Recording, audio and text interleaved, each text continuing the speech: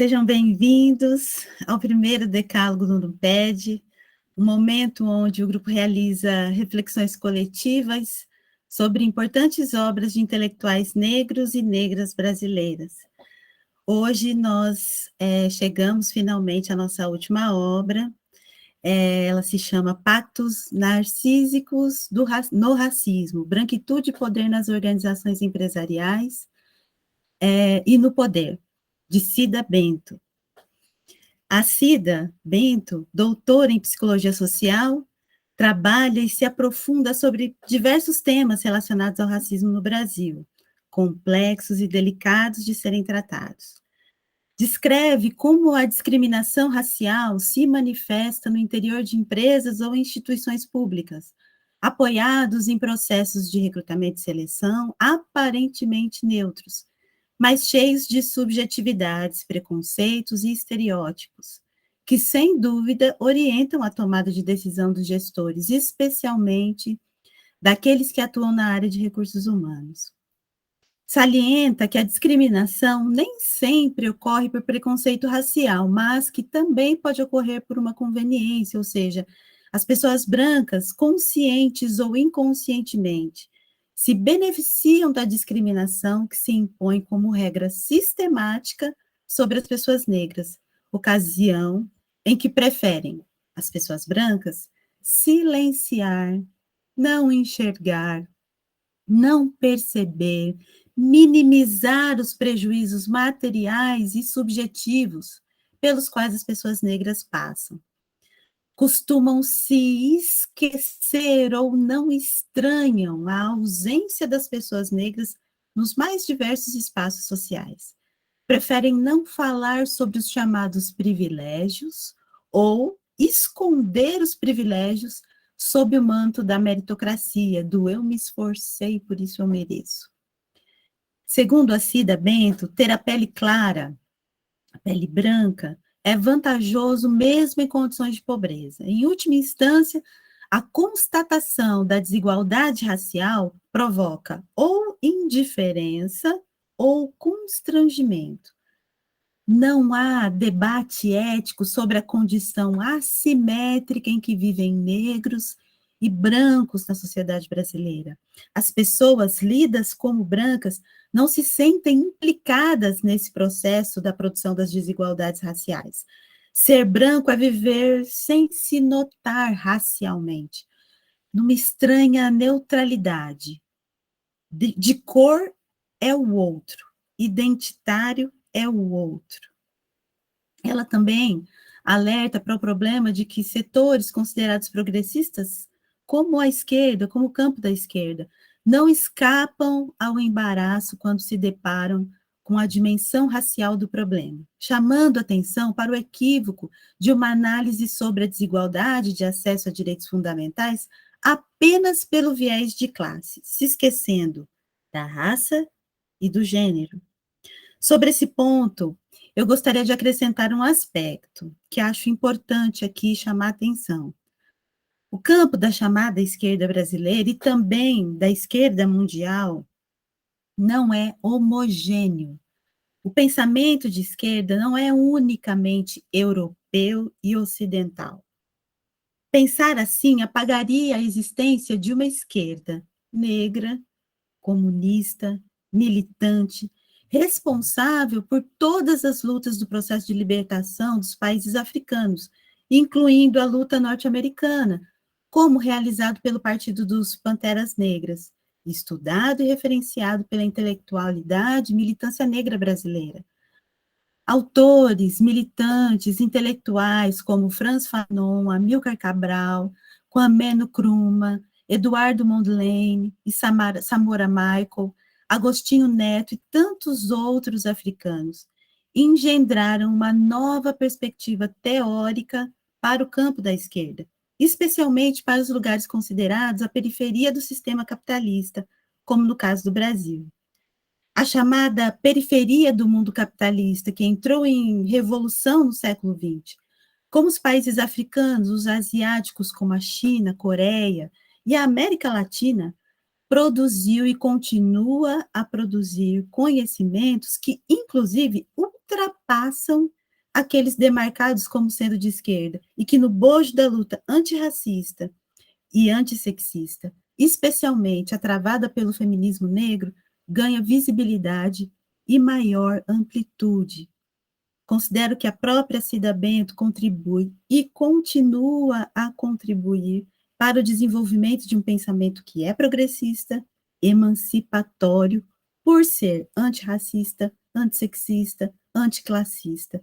E nós aqui, né, do NUPED, com essa reflexão coletiva, queremos contribuir para a promoção dessa grande mulher e intelectual. Então, eu desejo um bom debate a todos.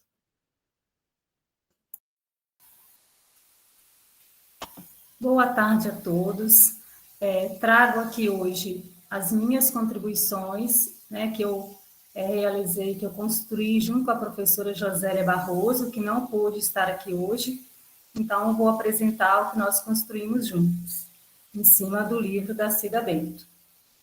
Eu gostaria de pedir o Davi para fazer a apresentação dos slides, que a gente fez inicialmente uma relação do livro da Cida Bento com um trecho do livro de Conceição Evaristo, Ponciá Vicêncio. A primeira impressão sentida por Ponciá Vicêncio no interior da igreja foi que os santos fossem de verdade. Eram grandes como as pessoas, eram grandes, estavam limpos e penteados. Pareciam até que tinham sido banhados. Eles deveriam ser mais poderosos do que os da capela do lugarejo em que ela havia nascido. Os de lá eram minguados e mal vestidos como todo mundo. Quando as luzes das velas iluminavam os rostos deles, podia-se ver que eles tinham um olhar aflito, desesperado, como os pecadores ali postados em ladainha. Os santos daquela catedral não, eram calmos. Ponciá olhou as pessoas ao redor, combinavam com os santos, limpas e com o terço brilhante na mão. Lembrou-se do seu. As contas eram de lágrimas de Maria, e com um movimento rápido, tirou as contas escuras, protetoras de seu corpo do pescoço. Não teve coragem de debulhar o rosário em público e o enfiou bem lá no fundo da trouxa. Ajoelhou-se, tentando rezar a Ave Maria.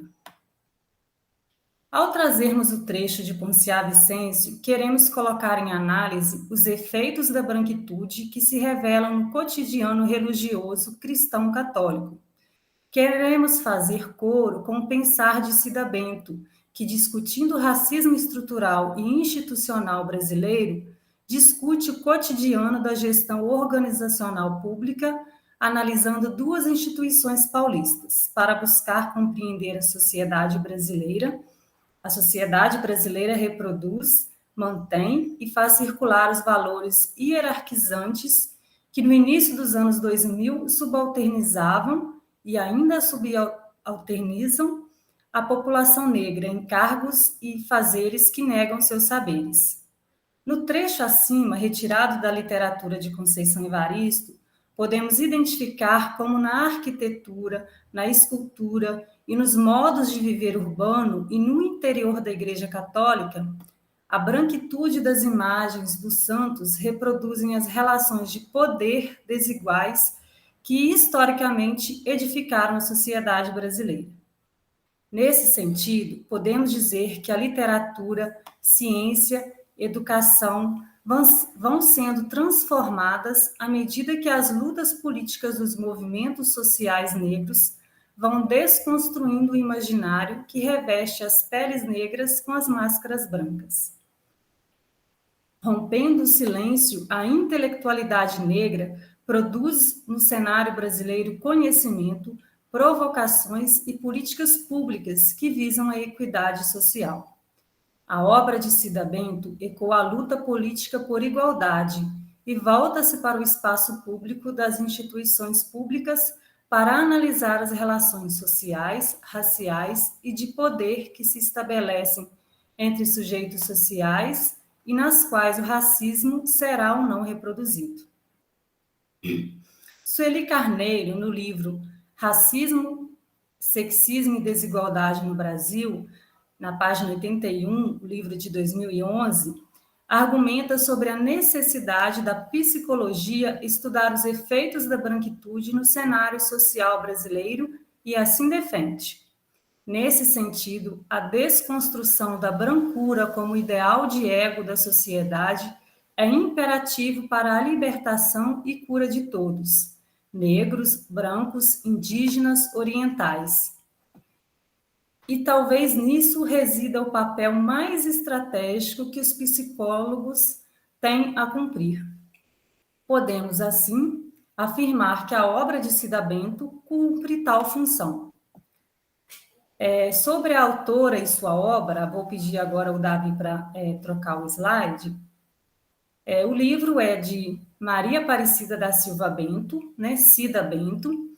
Ela nasceu em São Paulo e é doutora em Psicologia Social pela USP, conselheira do Centro de Estudos das Relações de Trabalho e Desigualdades, professora visitante na Universidade do Texas. Ela foi eleita como uma das 50 personalidades mais influentes no mundo no campo da diversidade. Cida Bento, como profissional de psicologia, assenta suas bases epistemológicas no campo da psicologia social histórico-crítica.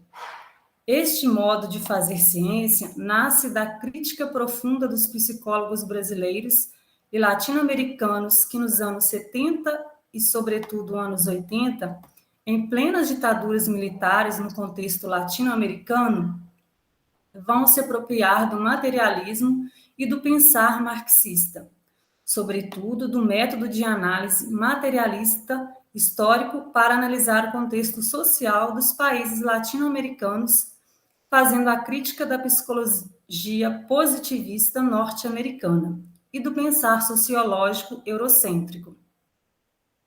Se apoiando na análise concreta das relações sociais, da crítica à história de exploração imposta aos países subdesenvolvidos, os pensadores brasileiros e latino-americanos vão fundamentar a psicologia social histórico-crítica no compromisso ético, político que visa a transformação social. Cida Bento situa-se teoricamente e epistemologicamente nesse campo da psicologia social. As críticas à ideologia positivista, a íntima relação da psicologia com a manutenção do Estado social permeiam sua obra, no forte compromisso com a construção social democrática.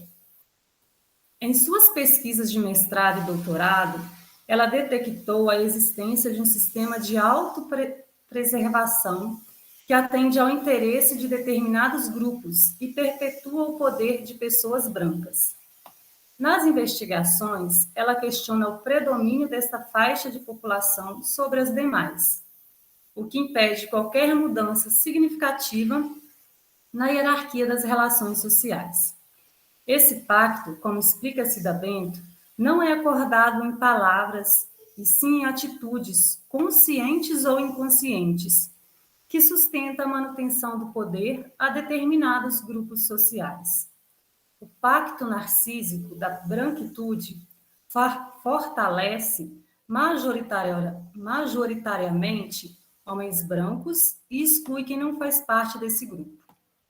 O pacto da branquitude sustenta as desigualdades e considera mérito estar na liderança e não leva em consideração as desigualdades sociais. Ou seja, aquele que não conseguiu ser líder é por falta de capacidade.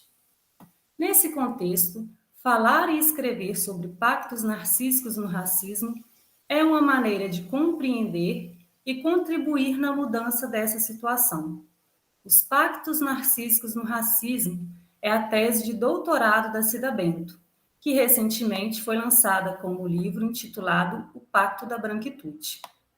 Branquitude, conforme afirma Cida Bento, é um silenciamento, uma negação ou a omissão diante de fatos, que buscam a manutenção da pessoa branca no lugar onde ela está, ou seja, numa situação de privilégio.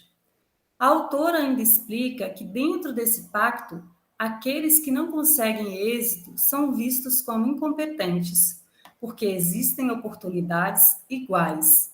O problema não estaria na sociedade, e sim nas pessoas sem sucesso. Assim, fortalecem a falsa democracia racial brasileira.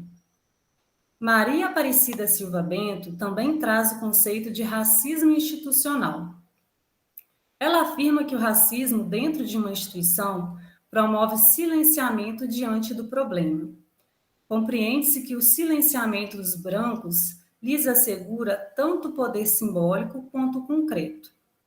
Quanto ao poder simbólico, garantem referências positivas sobre si, a valorização das suas características e o fortalecimento do grupo. Já com relação ao poder concreto, o silenciamento lhes garante a manutenção de interesses econômicos e políticos. Quando não se discute nos altos postos de empresas, universidades, poder público, ou seja, em todas as esferas sociais, temos uma cota 100% para brancos, torna-se desnecessário prestar contas, compensar e indenizar os negros. Isso é uma fala de Cida Bento no livro, na página 29. Essa pesquisadora explica que a manutenção do privilégio é uma das razões para a ocorrência do racismo institucional. E ele ocorre independentemente de a pessoa ter ou não preconceito ou intenção de discriminar alguém. Bento também observou em seus estudos sobre questão racial no Brasil, que os brancos compreendem a situação como um problema do negro, como se houvessem somente discriminados, sem discriminadores.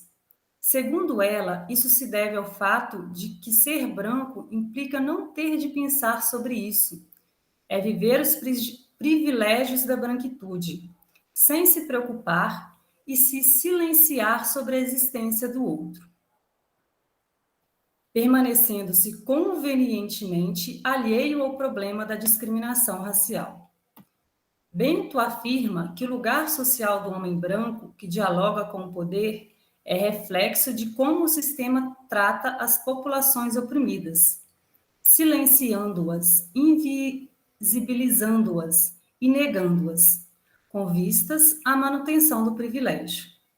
É o silenciamento diante da discriminação racial.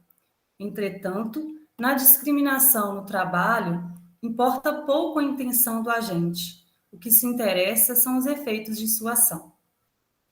Sua tese de doutoramento, produzida há 20 anos, situa-se num contexto social no qual a democratização e a Constituição Federal, do ponto de vista formal, postulam a igualdade de direito entre os sujeitos sociais. Nesse cenário, ainda não tínhamos as cotas reparativas de direitos, mas a gestão democrática e a descentralização da gestão por via do concurso público já estavam garantidas. Portanto, seus estudos sobre os privilégios brancos e como tais privilégios se legitimam na prática e nos discursos institucionais objetivam problematizar e desnaturalizar relações sociais cotidianas que reproduzem séculos de desigualdade racial. Ao colocar em análise o contexto das gestões públicas, Bento vai expondo os pactos narcísicos, expressão de Fanon, que revelam como o ideal de branquitude e as hierarquias sociais de gênero e raciais se reproduzem nas organizações públicas. No livro Psicologia Social do Racismo, organiza os trabalhos desenvolvidos a partir do Observatório do Racismo Brasileiro, no qual Bento analisa as representações sociais que circulam e fomentam o racismo, o preconceito, a discriminação racial, rompendo com o silêncio, com o apartheid social, desnaturaliza as distintas formas de discriminação que a sociedade brasileira dirige ao povo negro.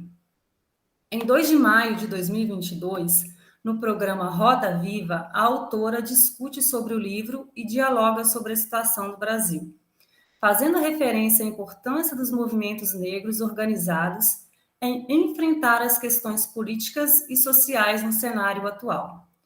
Coloca em análise o papel dos interesses coloca em análise o papel dos intelectuais negros e da presença de corpos negros nas instituições, nas universidades, e os impactos que tal presença gera na desconstrução do racismo institucional e estrutural. Finalizando, convidamos a todos a assistirem o programa, pois assim poderão refletir sobre os privilégios da branquitude e a necessidade de mudança em nossas sociabilidades cotidianas, pois se as políticas públicas são fundamentais à transformação social, mudar o senso comum e o comportamento cotidiano é imprescindível. Estas são as nossas contribuições sobre a obra dessa mulher negra, intelectual, ativista e política.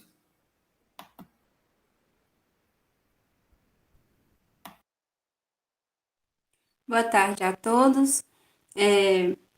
Eu trouxe um trecho do livro que eu achei muito importante.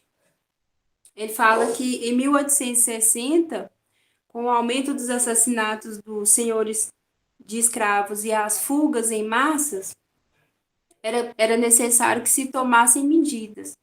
E aí foi o período que trouxe as leis como o capital investido no escravo, que ele tinha que ser protegido. Então, veio disso várias leis, como a lei dos sexagenários, a lei do ventre livre, a extinção da pena de açoite e outras. A lei dos sexagenários, segundo historiadores, serviu unicamente para descartar escravos não produtivos, enquanto a lei do ventre livre condicionava a criança a trabalhar para o seu senhor até 8 anos de idade, porém isso poderia ser prolongado até os 20 anos. Em 13 de maio de 1888, a Lei Áurea foi assinada, abortando um vigoroso movimento de massas que se alastrava assustadoramente, libertando menos de 20% dos negros, já que a maioria havia conquistado a liberdade através das fugas e dos meios legais. Ao ler isso, eu acabei refletindo um pouco sobre o que o Abdias fala do genocídio do negro brasileiro. E o que a gente vê hoje, desde esse período, é esse projeto de genocídio que ele, até nos dias atuais, ele vem sendo concretizado, né? O genocídio do negro, a gente vê a violência, a gente vê a fome, a miséria, a polícia, né, como que atua de forma tão cruel, tão repressiva e tão pesada com os negros. E aí eu sempre venho falando que de vários projetos que foram pensados para exterminar a raça negra, esse do genocídio é um que a gente vê sendo executado diariamente. E aí, eu sempre que leio algo, eu acabo voltando no Abdias do Nascimento, o genocídio do negro, eu acabo relendo ele e acabo confirmando que realmente, né, é um projeto que ele vem sendo executado, que ele vem sendo aplicado e que ele vem sendo eficaz, porque quando a gente pega dados estatísticos, a gente vê que realmente ele está sendo cumprido. E essa é a minha contribuição. Boa tarde a todos. A obra da Cida Bento ela nos mostra lugares sociais em que a ascensão de negros ela não desperta tanta a reação dos brancos, né? E esse lugar seria de jogadores de futebol e pagodeiros. E esse lugar também ele seria um território negro. Aí a autora ela descreve um depoimento de um dos seus entrevistados. E esse depoimento, ele diz muito sobre os lugares de negros, como também reforça os preconceitos acerca dos negros. E nas palavras da autora e do entrevistado, o esporte, na verdade, ele não requeriu a não ser alguma coisa do biotipo dele. Vê, por exemplo, que o esportista, ele não tem cultura, né? Que ela tá falando, aqui ele fala de um negro, né, de negros que não têm cultura. Mas, em compensação, ele é uma atleta exponencial, diferente do branco. bem melhor do que o branco. A Cida Bento, ela fala que é surpreendente a maneira transparente, né, do seu entrevistado em demonstrar o seu preconceito e seus estereótipos acerca dos negros, né, traçando um negro sem cultura, mas um negro com grande potencial para o esporte, né, e como isso é visto como algo positivo, demonstrando que o negro ele está ascendendo socialmente. Mas se formos analisarmos, né, atualmente no futebol, e principalmente, né, em relação à seleção brasileira, né, a gente vai ver que aquele time que foi pentacampeão, né, que tinha majoritariamente um time preto, ele ao longo dos anos, né, ele está se branqueando, né, ou seja, um lugar que seria tido, né, como espaço para os negros, mas que aos poucos, né, ele está se branqueando. E esse mesmo depoente, ele fala um pouco sobre a presença de meninos negros na escola, né, e segundo ele, esses meninos negros eles estão tendo um desenvolvimento bem melhor do que eles tinham no passado, né? E ele fala também que nas universidades no passado não tinha tanta a presença de negros, né, como temos hoje, né? E para ele, aos poucos os negros eles vão estar ocupando o seu espaço, né? E aqui novamente eu deixo falar a Cida Bento, que nos diz assim: a frase, aos poucos eles vão estar ocupando o seu espaço, associado a uma melhoria da situação do negro, ela também é indicativa de garantia de crescimento gradual, desde que não ameace a ordem já estabelecida, ou seja, que não ameace os privilégios garantidos, né, mantidos pela branquitude. E, por fim, em relação a esses privilégios, nós temos um depoimento, né, que ele vai me chamar bastante atenção na obra, lógico que a obra toda ela é muito importante, mas esse me chamou bastante atenção, porque ao final da entrevista, né, a psicóloga, ela vai pedir, né, a uma entrevistada que se chama Mara, para que ela feche os seus olhos, né, e se coloque no lugar de negros, né? E o que ela perderia se colocando no lugar dos negros? Aí ela relata, né, que perderia a condição social que ela tem hoje. Ela fala que lhe faltaria morar bem, lhe faltaria um emprego decente, lhe faltaria ser reconhecida como pessoa mesmo, ser respeitada. E quando ela fala que lhe faltaria ser reconhecida como pessoa, ela está mostrando, né, que os negros eles não são reconhecidos como pessoas, mas ela sim é reconhecida como uma pessoa, né, o que demonstra os privilégios, né, que lhe é garantido pela sociedade, né, o privilégio, né, da brancura, o de ser branca. E assim eu fico por aqui com as minhas contribuições. Boa tarde, pessoal. Eu queria falar agora um pouco sobre um capítulo do livro. Ele chama Narcisismo e Brancura. O que se pode observar é que na questão racial brasileira, né, não é por acaso que muitas vezes, né, muitos estudiosos da branquitude eles se referem, né, ao chamado problema do negro brasileiro, né, ou seja, a abordagem ela é sempre feita numa perspectiva unilateral, né.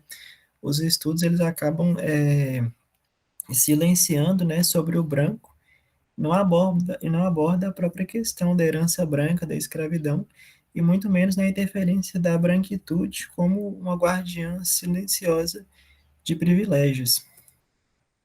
Aí a Cida Bento ela vai fazer a citação de uma autora chamada Pisa, né? E aí essa autora ela vai destacar alguns pontos, né, sobre a branquitude que eu queria mencionar. Um deles, né, que há um silêncio, né, em torno da raça, não é um assunto, né, muito comum a ser tratado na branquitude. A raça, né, ela é vista não apenas, né, como diferença, mas sim como hierarquia. As fronteiras entre negros e brancos, elas são sempre elaboradas e contraditórias. Outro ponto também é que em qualquer classe, um contexto de ideologia Há em qualquer classe, né, um contexto de ideologia e de prática da supremacia branca.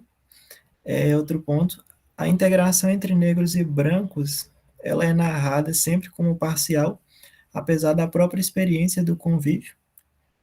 A discriminação não é notada e os brancos se sentem desconfortáveis quando tem que abordar assuntos raciais. Outra questão que vai falar aqui também é a capacidade de aprender e aprender com o outro como um igual e diferente fica embotada. E outra questão também sobre a branquitude, né? Se o negro nessas relações cotidianas aparece como igual, a interpretação que se tem, né, a partir da branquitude, né, é que essa manifestação ela é de exibicionismo, né, do negro querer se mostrar, né, dessa forma aí que a branquitude consegue manipular, né, essa visão social. E por fim, né, a Cida Bento, ela vai dizer, né, que é fundamental focalizar o problema das relações raciais como um problema das relações entre negros e brancos, e não como um problema de negro, como habitualmente se faz no Brasil, né, em que o branco é visto como um elemento não essencial dessa relação, como se a identidade racial não tivesse fortes matizes ideológicos, políticos, econômicos e simbólicos que explicam e, ao mesmo tempo, desnudam o silêncio e o medo. E assim eu encerro minha contribuição. Obrigado. Boa tarde. Gostaria de trazer uma reflexão acerca do caráter, né, da burocracia dentro do racismo ou do antirracismo institucional. No trabalho, a gente vê que, assim, da prefeitura A e prefeitura B, como a Cida Bento traz, como não são muito bem delimitadas as políticas públicas, né, em relação à inclusão do negro, a gente vê que fica um papel muito forte do gestor em reforçar ou não, né, essas relações de raça dentro das instituições. E com as leis de promoção de igualdade racial, a gente vê que isso, de certa maneira, tira um pouco também esse lugar um pouco mais pessoal, né? Então, independe um pouco das pessoas. Aí que está o paradoxo também da burocracia, né? Porque se as leis não são muito bem delimitadas de ser racista ou antirracista, a gente vê que fica muito na mão e na cabeça, né, da pessoa que tem aquela posição ali dentro. A gente consegue ver isso tanto nesse trabalho da Cida Bento, quanto dentro das instituições após as leis de promoção de igualdade racial. Dentro da UFVJM mesmo, após a adoção, né, das chamadas leis de cota, eu tenho visto que, independente das posições de algumas pessoas, que eu já vi se posicionarem contra, né, as cotas, a gente vê que, felizmente, esse papel pessoal delas não consegue influenciar tanto assim dentro das leis, né? Então, aí a gente tem aí, por um lado, essa parte que é um pouco positiva, né, entre aspas, aí, da burocracia, porque ela tem, ao mesmo tempo que a burocracia ela é pessoal, ela ainda tem um lado de impessoalidade, né, que tá ali no cumprimento, independente da vontade ou não da outra pessoa, né. Essa é uma contribuição que eu gostaria de trazer, bem simples, bem curta, mas que eu acho que permeia toda a obra e faz a gente pensar nisso, principalmente a partir das leis de promoção de igualdade racial. Por fim, gostaria de agradecer a todos que nos acompanharam ao longo desses encontros, do primeiro decálogo, né, do NUPED, agradecer acompanhamento e paciência de todos, e agradecer e esperar convidá-los para participar das novas atividades do NUPED também. Muito obrigado.